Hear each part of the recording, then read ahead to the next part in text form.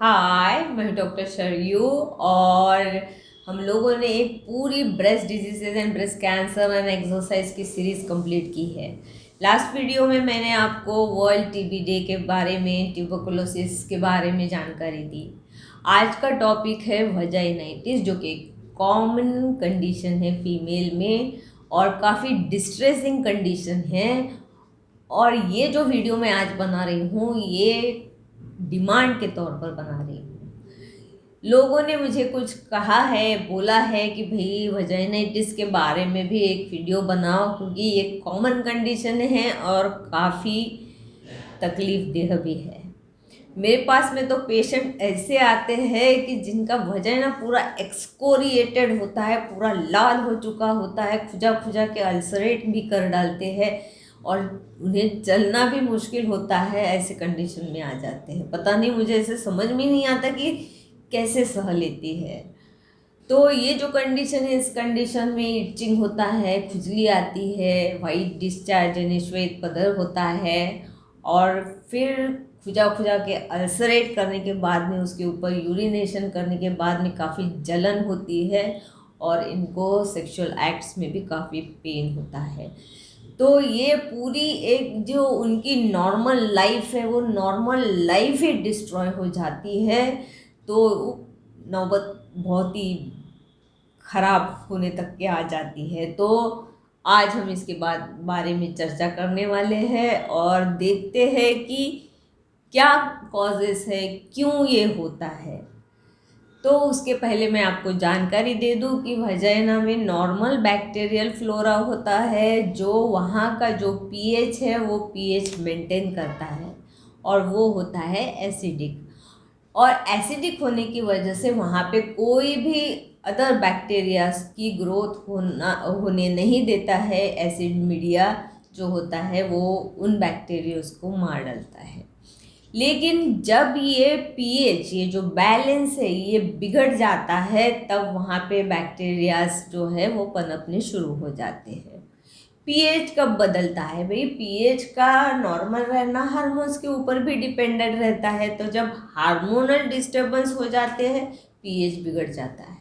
अब इसके लिए तो कोई मालूम एज की ज़रूरत नहीं है। पैदाइश बच्चा जो पैदा होता है, लड़कियां जब पैदा होती, वहाँ से लेके मेनोपॉज तक के कभी भी हो सकता है। जो इन्फेंट्स होते हैं, छोटी छोटी बच्चियां होते हैं, उनका भी प्राइवेट पार्ट अच्छे से क्लीन ना करे तो वहाँ पे भी वजाइनाइटिस हो जाता है। बहुत बार हमको बच्चे भी मिलते हैं कि उनका पूरा पेरिएनल रीजन यानी लैट्रिन के आजू बाजू और वजाइना पूरा एक्सकोरिएट लाल लाल हो जाता है। बार बार जो लैट्रिन वैट्रिन होती है पोंछते रहते, तो वो भी जगह वहाँ पे भी वजाइनाइटिस और पेरिएनल रीजन में एक्सकोरिएशन मिलता है। तो इन्फेंट्स में भी होता है।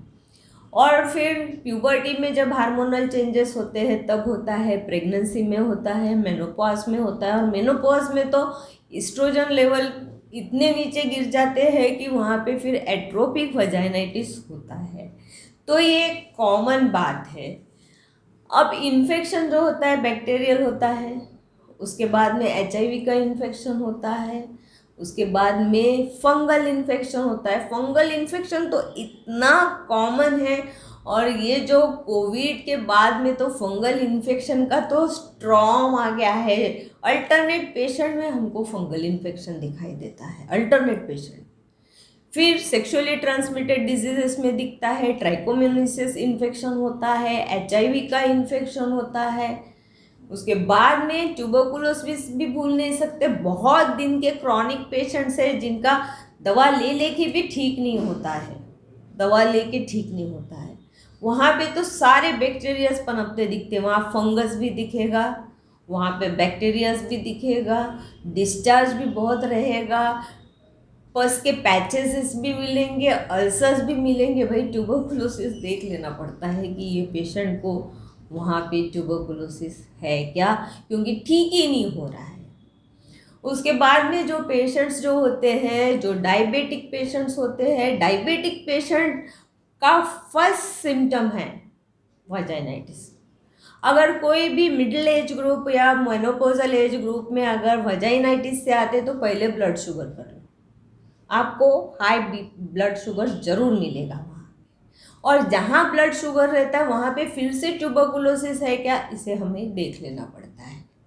तो ब्लड शुगर भी, अनकंट्रोल्ड ब्लड शुगर भी एक कॉज है।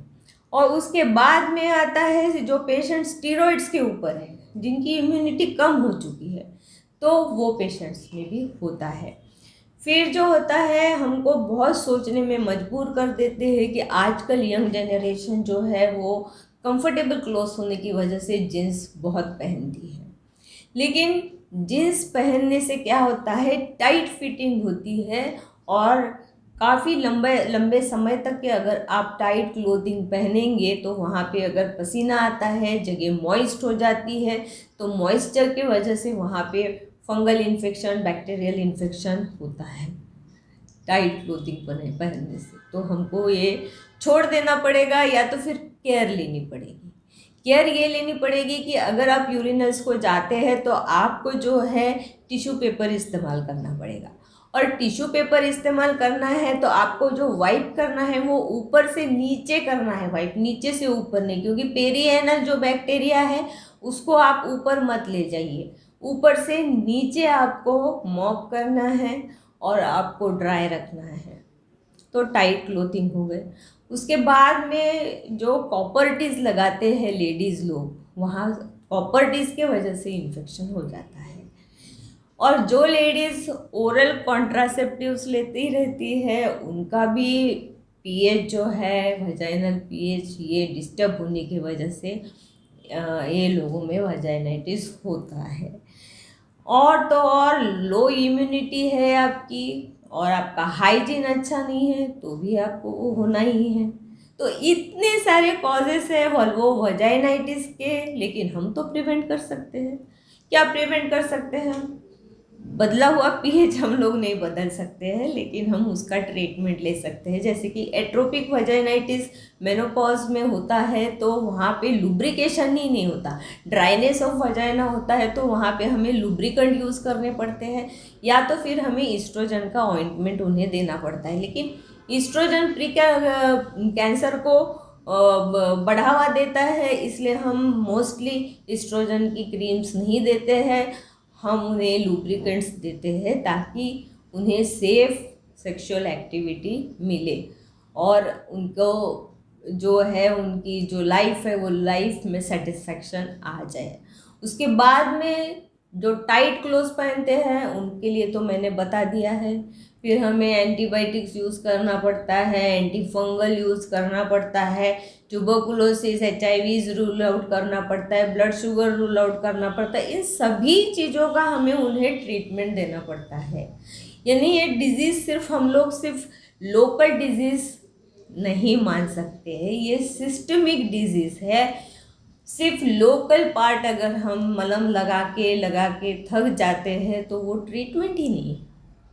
सिस्टमिक डिजीजेस हमको ये सब ढूंढना पड़ता है। जो कॉजेज़ मैंने आपको बताए हैं वो पूरी डिजीज़ फैक्टर जो आपके बॉडीज़ में है, सिस्टमिक डिजीज़ है, उन्हें हमको ढूंढना पड़ता है। और जब हम ढूंढते हैं तब हम निदान करते हैं और फिर बाद में हम ट्रीटमेंट कर सकते हैं। और फिर वो जो ट्रीटमेंट करते हैं वो आपको रिजल्ट्स देता है। तो ये सब हो गया कॉमन वजाइनाइटिस के बारे में। लाइक करिएगा, शेयर करना बिल्कुल मत भूलना। नया टॉपिक है, सब्सक्राइब नहीं किया तो ज़रूर कर लेना। और अगर आपको कोई क्वेश्चन है तो कमेंट बॉक्स में लिखना मत भूलना। मैं आपको आंसर्स देने की पूरी कोशिश करूँगी। और नेक्स्ट जो टॉपिक मैं लेने जा रही हूँ वो यूरिनरी ट्रैक्ट इन्फेक्शन है, यानी पेशाब में जलन होना। ये कॉमन टॉपिक्स है तो ये मैं कवर करने वाली हूँ। धन्यवाद।